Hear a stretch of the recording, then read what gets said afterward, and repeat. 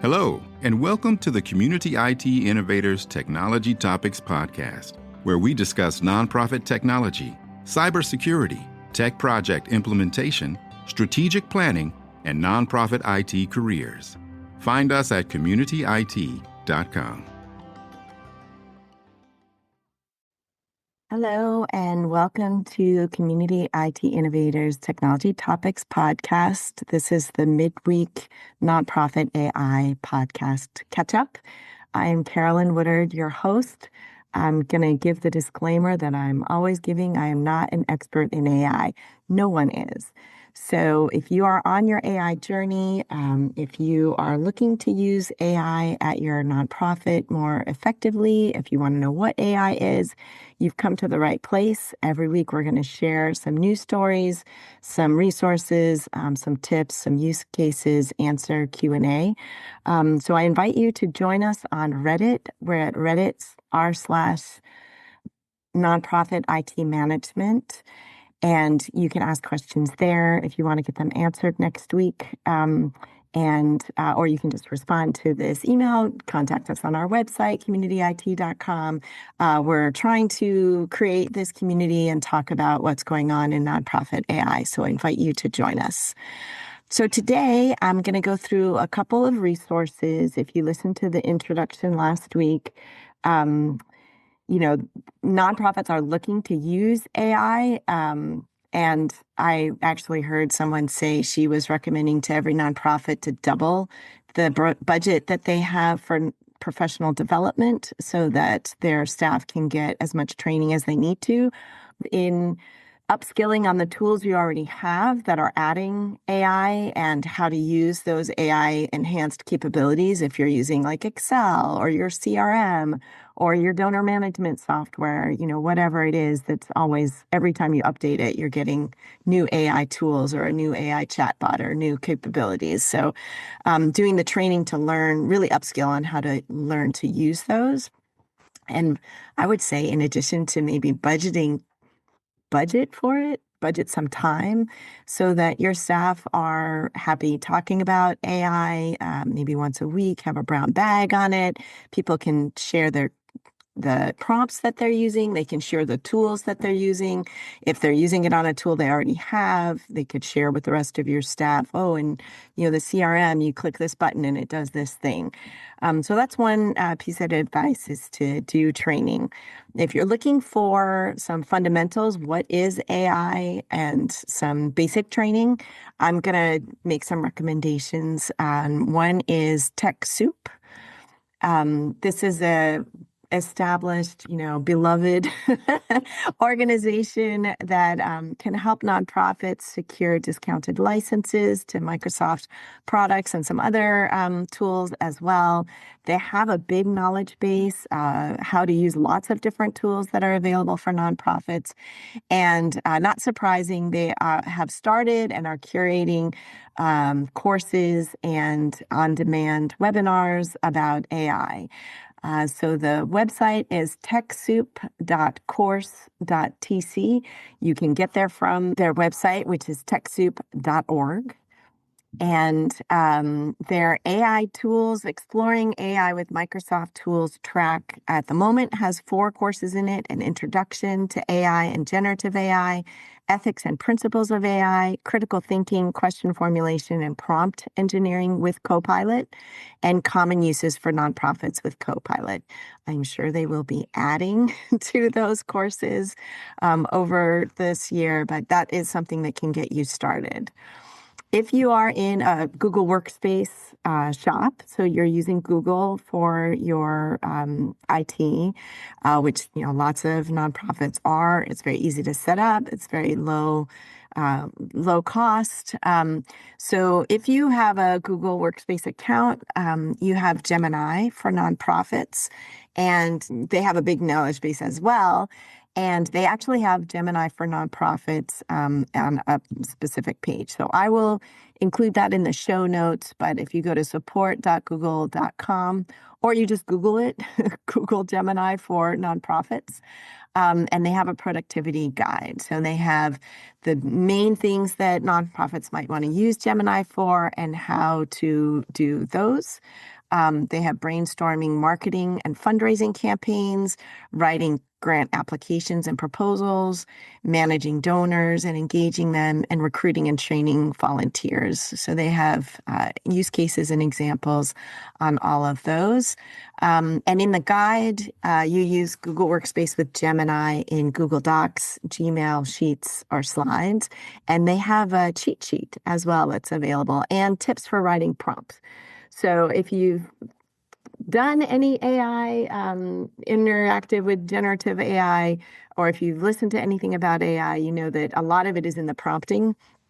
The better prompts and questions you ask, the better outcomes you'll get. It does help to be asking about something that a lot of other people are asking about, because then the AI has a lot of content to draw on.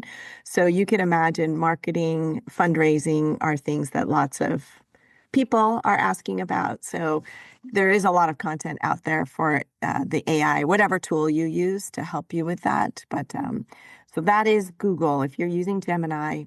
And I did mention last week, but again, I'm just going to re-emphasize, at your nonprofit, you should be, as much as possible, using the enterprise version of AI tools.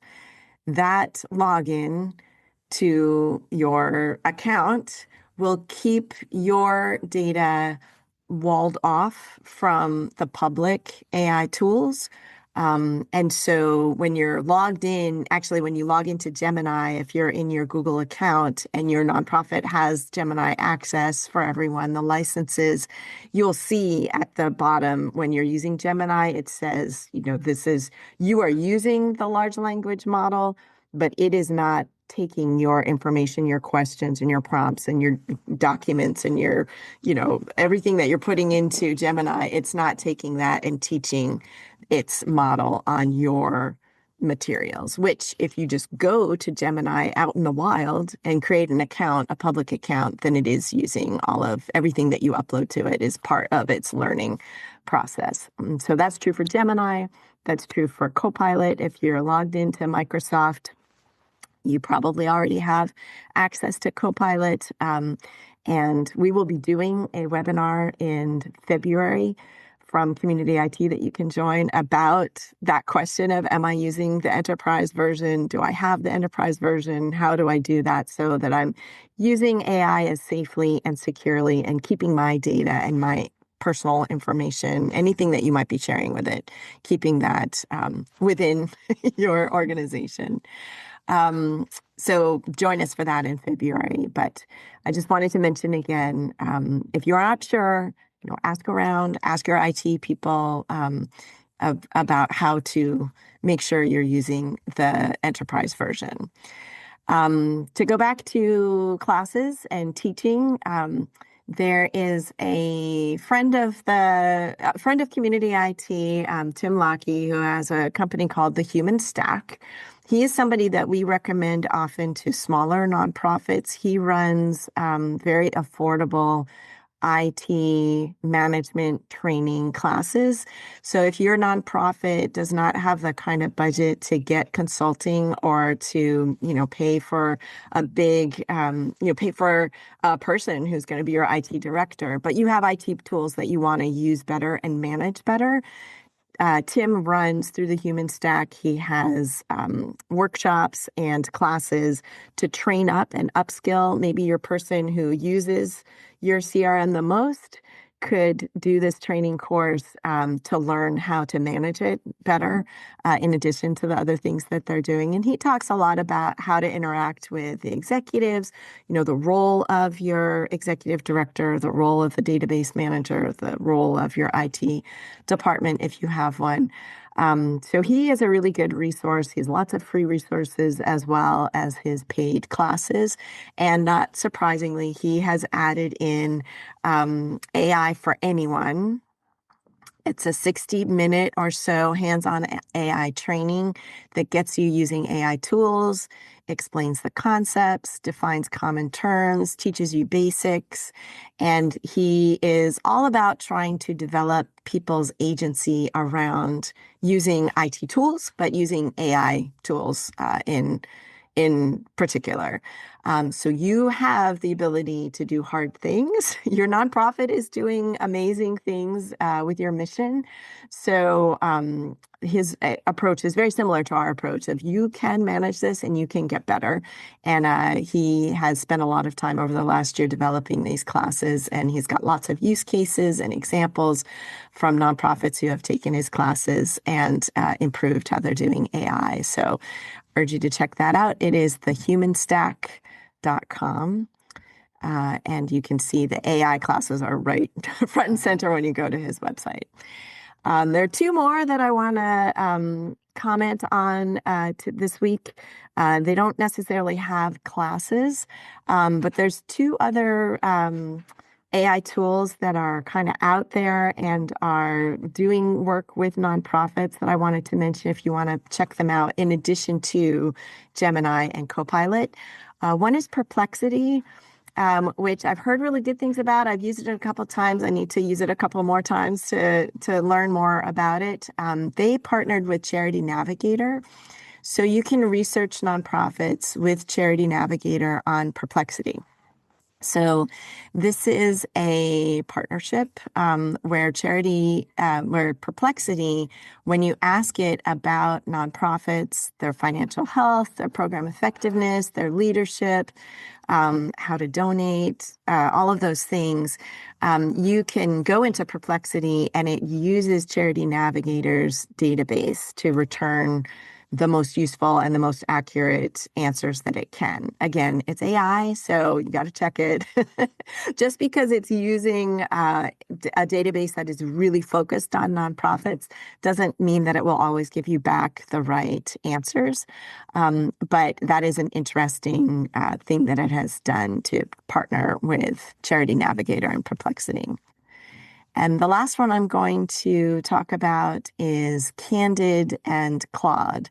So Claude is the AI from Anthropic, and they announced a partnership, I believe in the fall or in December. So a similar situation. So if you're using Claude, it can give you access to Candid's database on nonprofits, grants, and foundations. So they have a lot of good information on their website, which I will share as well, candid.org.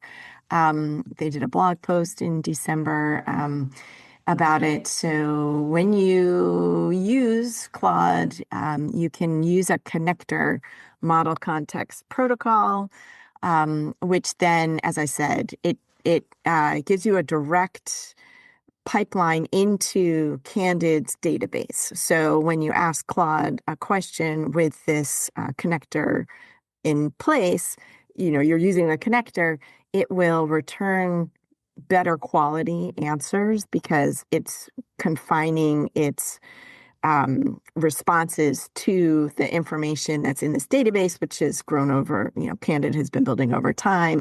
Candid is checking it. It has pretty accurate information. So that is good. And you don't have to write code to get it. When you log in with your Candid account, you click connect, and Claude knows how to use it. So you need to have accounts with Claude and with Candid, but that is a really powerful AI tool specifically for nonprofits. So you can research your own nonprofit, you can research grants, you can find organizations, you can find connections, funders that are working in an area that you're interested in. You can access all of their expert knowledge in Candid. So it's, kind of souping up the Candid database by connecting it with this powerful AI tool. So those are the things I wanted to share with you today. I hope this has been helpful. Join us next week. We will be checking in weekly on nonprofit AI, sharing resources, sharing stories, And I hope to see you then. Of course, you can always join us on Friday for our quote unquote regular podcast where we have guests and talk about other technology topics, including AI from time to time.